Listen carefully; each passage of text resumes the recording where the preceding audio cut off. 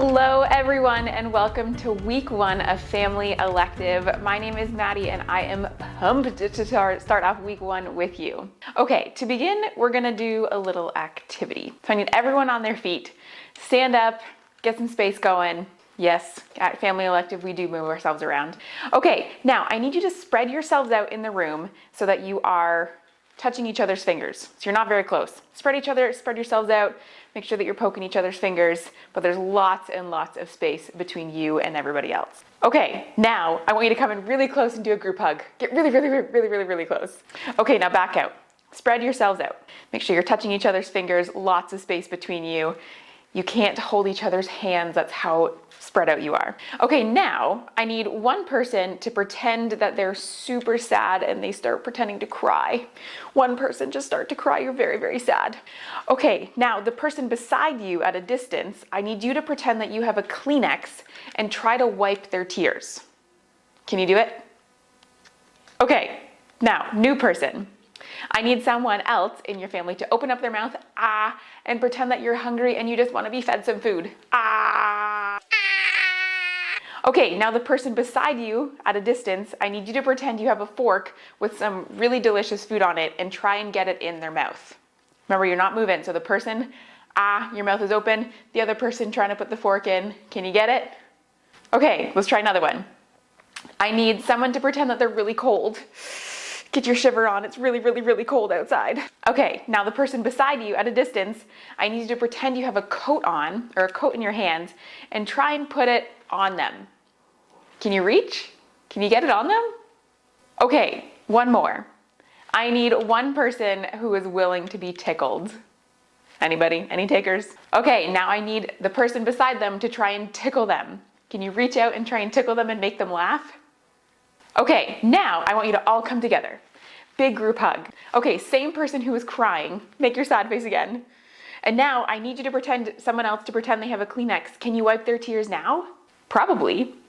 Okay, now the person who had their mouth open, who was pretending they were hungry. Open it, show off your teeth.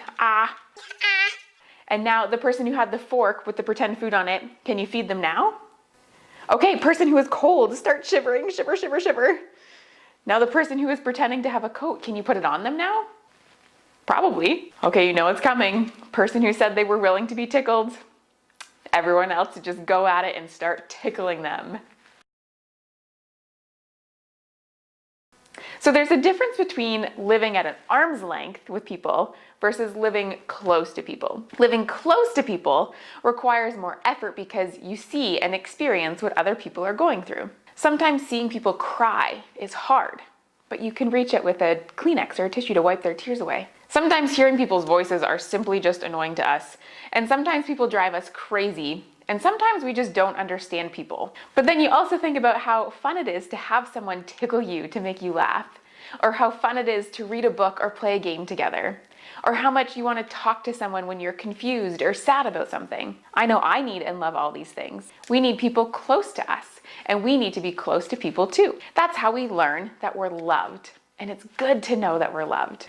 And let me tell you, even when you may feel like you're not loved, you are. Simply because God says He loves you. After all, He created you, and God loves everything He creates. But He loves us so much that He came near to us. Did you know that? God isn't distant from us, though sometimes it may feel like it. God sent His Son, named Jesus, to live with people. He got super close and wrapped His arms around people. Jesus came super close to us.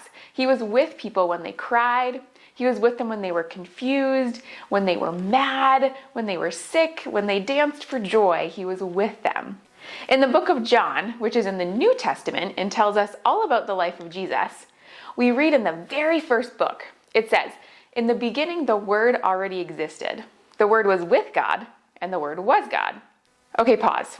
In the beginning, the Word already existed. Who's the Word? The Word is Jesus. If we read in John, same book, first chapter, in verse 14, a few verses later, it says, "So the Word became human and made His home among us.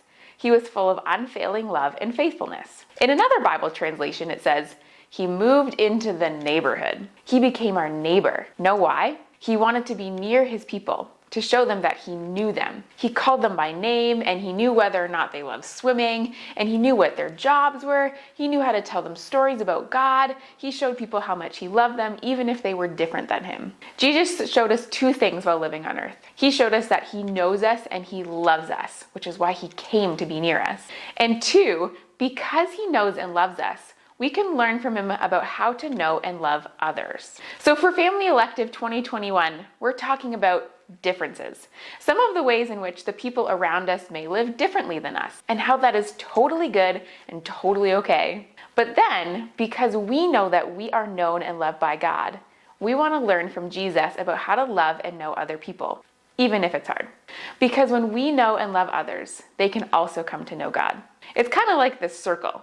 So if I know I'm loved by God, then I can love others, even if they're different from me, so then they can also know God. And then when they know God and know that they're loved by God, they can love other people who can then also know God. And it just goes on and on and on. It's like this circle that goes on. And it just goes on and on and on. Jesus shows us a lot about how to be people's neighbors. And we all have neighbors. So we're going to learn from him at Family Elective this time. Are you ready?